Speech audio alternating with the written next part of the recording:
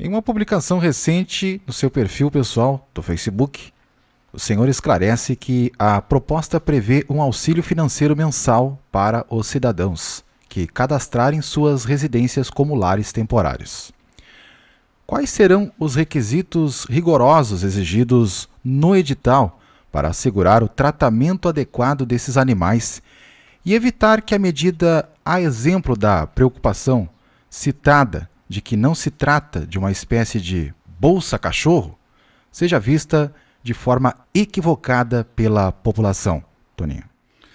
Diogo, mais uma vez, eu acho que é muito oportuno o teu questionamento e algumas questões não foram dispostas no projeto, que, volto a dizer agora, já é lei, né, a partir da sanção do nosso prefeito Celso, por questões, porque eu entendo que a política, a lei precisa autorizar a política, mas tem questões técnicas e administrativas que não podem estar previstas necessariamente no projeto, né, no corpo da legislação, porque dependem, e ali o projeto é muito claro que são questões que seriam regulamentadas pelo Poder Executivo, até porque essa tem questões também que são da prerrogativa do Executivo dentro do poder discricionário, né, que é uma dentro do direito administrativo, tem uma série de subdivisões ali dos poderes e a subsidiariedade é uma das prerrogativas do Poder Executivo. E é uma questão que demanda questões de avaliação técnica, né? A gente, embora respeite muito o senso comum, acho que tem questões que são ainda o conhecimento técnico, científico e a legislação, sobretudo, tem que prevalecer. Então, nesse caso, é isso. O edital vai ser a lei que vai estabelecer o regramento para as pessoas que estão aptas, né? Mas, obviamente, a pessoa não pode ter histórico de maus tratos e abandono de animais, que se tenha conhecimento, né? E também os valores ainda não estão definidos, mas vai considerar a idade, porque, por exemplo, um filhote consome menos ração do que um animal adulto. Um animal mais jovem consome determinado tipo de ração, um animal idoso, né, outro. O porte também, um animal de pequeno porte, médio e grande porte também tem um consumo diferenciado. Então, todas essas questões ficaram para ser regradas, regulamentadas no decreto que vai apontar para o edital, que aí efetivamente nós vamos cadastrar esses lares, né? Mas eu acho que o fundamental dizer hoje é isso, que é uma situação que já existe, né, Diogo e ouvintes. Existem muitas pessoas abnegadas aí que dedicam a vida a cuidar dos animais e, na maioria das vezes, tirando o recurso do próprio bolso, né? Então, acho que a grande novidade que esse projeto, que essa legislação traz é isso, é que essas pessoas que se dedicam a cuidar do direito dos animais, elas vão ter uma compensação financeira para usar em função desses animais. Ou não necessariamente uma compensação financeira, isso o edital vai nos indicar, daqui a pouco o fornecimento da ração, né? Então, mas são questões que tem que prevalecer o direito e a proteção dos animais, né? Afinal de contas, esse é o objetivo dessa lei. A gente tem o exemplo do seu Adhemar dos Cães, né? Isso já vai favorecê-lo também. Provavelmente, se ele se habilitar no edital e preencher os requisitos, ele já vem sendo ajudado, né, indiretamente pela administração, não com recursos financeiros, mas através da ONG Anjos Sem Voz, ele recebe o equivalente, né, a mais de R$900 por mês para o fornecimento de ração dos animais que ele tem sobre a guarda e a responsabilidade dele, né? Então, obviamente, se ele, a partir do edital, ele se habilitar, ele pode parcialmente ser beneficiado aí com esse trabalho tão relevante que ele faz aí para a proteção dos animais, né? Visto que a Coordenadoria de Defesa dos Animais atua de forma transversal, dependendo do apoio de pastas como agropecuária, vigilância sanitária e setor jurídico, como está sendo estruturada essa articulação prática no dia a dia da gestão sob a alçada da Secretaria de Planejamento, Projetos e Meio Ambiente, a qual a mencionada coordenadoria está vinculada desde janeiro de 2025, para garantir o controle populacional e a busca ativa pela adoção responsável, Toninho? Diogo, para fortalecer a governança dessa política, dessa demanda que nós temos, como volto a dizer, permanente, nós temos feito alguns movimentos, inclusive encaminhamos para o Poder Legislativo, e deverá ser votado na próxima semana, a unificação dos conselhos. Hoje nós temos instituído o Conselho de Meio Ambiente e o Conselho de Defesa dos Direitos Animais, cuja representação é praticamente a mesma, e nós fizemos um esforço recente para reativar, que estava desativado, o Conselho de Defesa dos Direitos Animais, e a representação civil se manifestou que não tinha interesse, então inviabilizou a retomada desse instrumento específico aí de participação social e controle social também. Então o caminho que nós entendemos mais viável é unificar os conselhos. Hoje o Conselho de Meio Ambiente vem atuando plenamente, a gente tem pessoas abnegadas ali que não recebem um só centavo para se dedicar a esse tema do momento, né, que é a questão do meio ambiente, da resiliência climática, né, e que já vinha, de certa forma, pautando esse tema do direito dos animais domésticos, né. Então, vai se unificar os conselhos. Os fundos, nós temos 2 fundos também, o Conselho de Meio Ambiente, o Fundo, de Meio Ambiente e o Fundo de Defesa dos Animais. Esses nós queremos manter individualizados, até para facilitar a busca de recursos externos, né. Recentemente o Estado lançou um edital, através da Secretaria de Meio Ambiente, que aporta recursos para os fundos municipais de direito e proteção dos animais domésticos. Nós só não fomos contemplados nessa iniciativa porque não tínhamos o CNPJ específico do fundo, que já estamos, a partir da unificação dos conselhos, nós vamos ter condição, porque passa pela deliberação do conselho, pelo colegiado, né, que se dedica a esse assunto. Então nós vamos ter condição de ter um CNPJ próprio, 2 fundos, um único conselho. Então essa é uma iniciativa que, no meu ver, trabalha muito fortemente na questão da transversalidade. Nós temos uma relação muito próxima com a Secretaria de Agropecuária e Desenvolvimento, da qual nós herdamos essa atribuição. Inclusive estamos desenhando aí, já brevemente vamos poder ter condição de realizar uma espécie de uma feira da adoção, uma iniciativa que vai envolver vários órgãos do governo para sensibilizar e disponibilizar alguns animais que hoje estão em situação de abandono para uma adoção, né?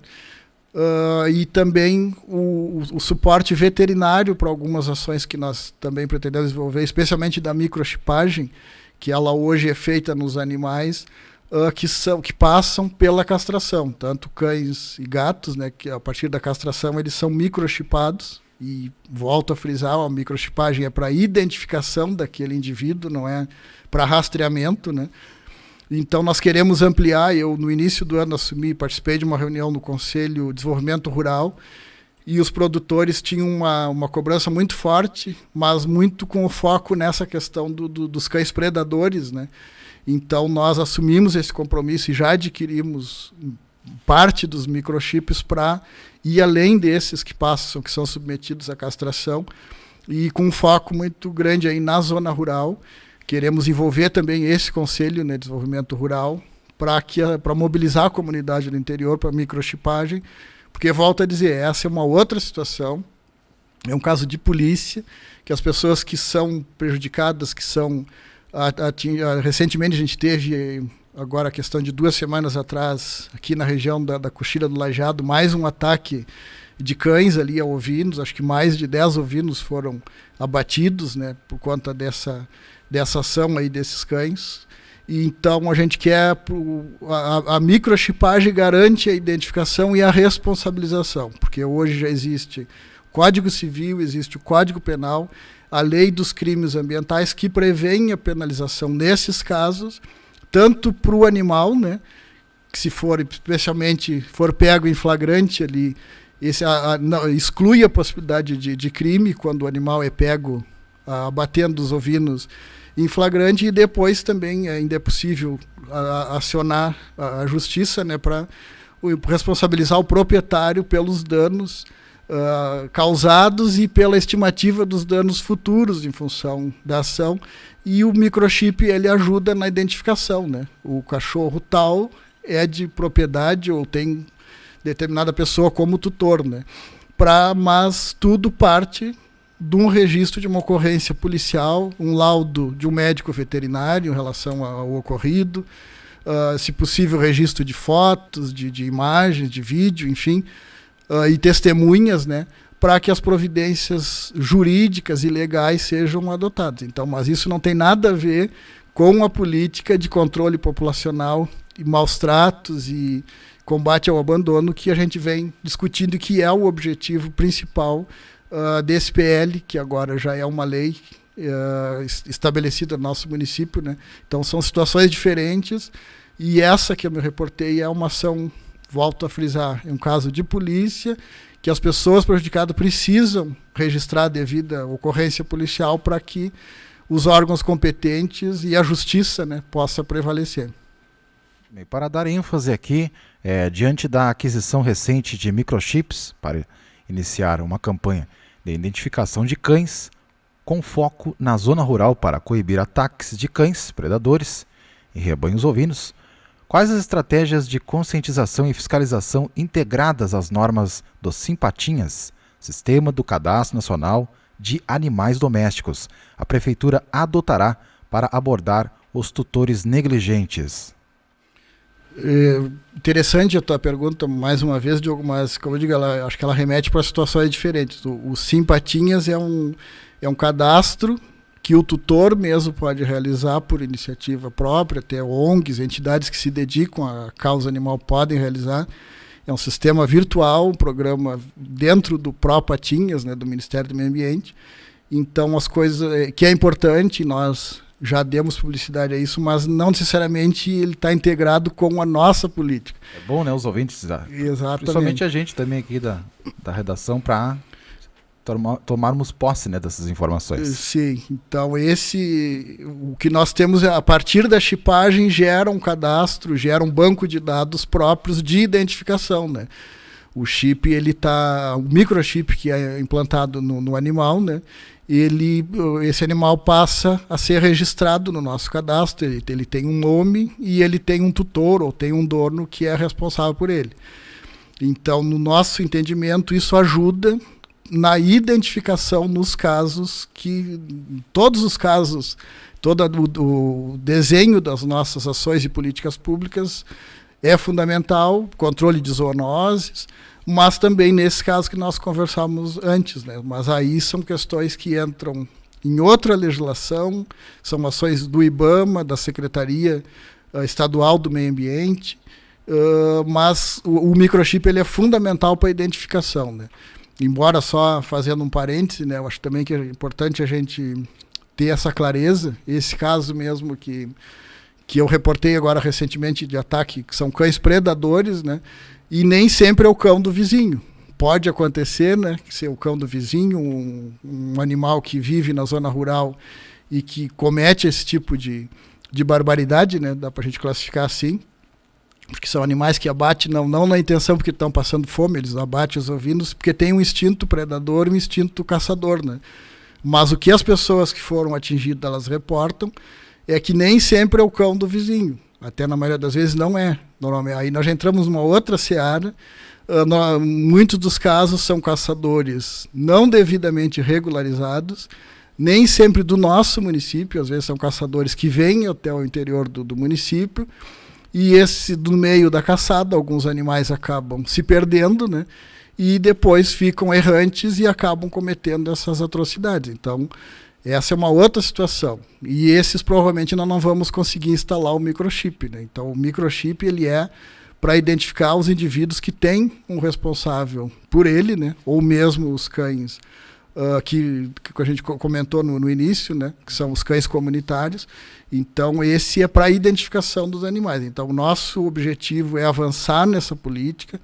Como eu mencionei também, nós estamos buscando a contratação de um serviço veterinário para nos dar suporte. Temos hoje uma parceria forte com a Secretaria de Agropecuária, que tem um médico veterinário e vai nos auxiliar nisso.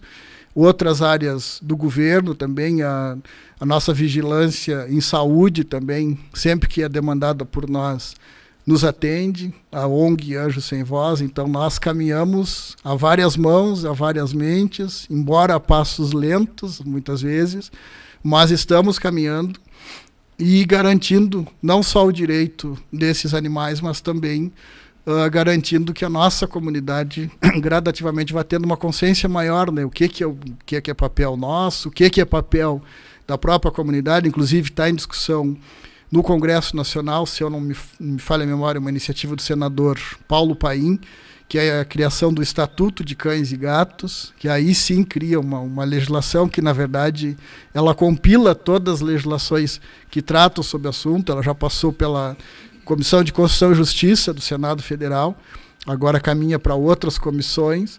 Então, tem sido feito um esforço de legislação, mas hoje não falta lei e, de nossa parte, não falta esforço para que a gente possa cumprir aquilo que é da nossa prerrogativa, né? Mas sempre deixando claro isso, que a comunidade precisa entender que ela também, e esse estatuto deverá trazer isso, também tem obrigações perante essa causa, né? Porque o animal, como eu frisei no início, ele se tornou, o cão e o gato se tornaram um membro da família, né?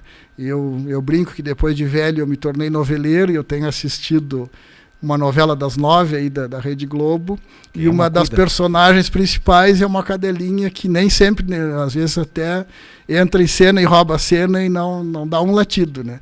Então tem esse apelo sentimental, esse apelo emocional dos animais, e a comunidade precisa cumprir o seu papel, né? Mas nós sabendo que nem todo o cão é pet, né? Que existe na nossa realidade o cão predador, e a legislação dá a ele um tratamento diferenciado, mas que o prejudicado, as pessoas que foram vítimas desses ataques, elas têm todo o direito de buscar reparação na justiça, né, pelo meio adequado. Lembrando que nós também temos aqui os resumos das novelas da Rede Globo, viu? Quem Ama Cuida, Coração Acelerado e a novela das 6 também. Nós sempre passamos aqui A Nobreza do Amor.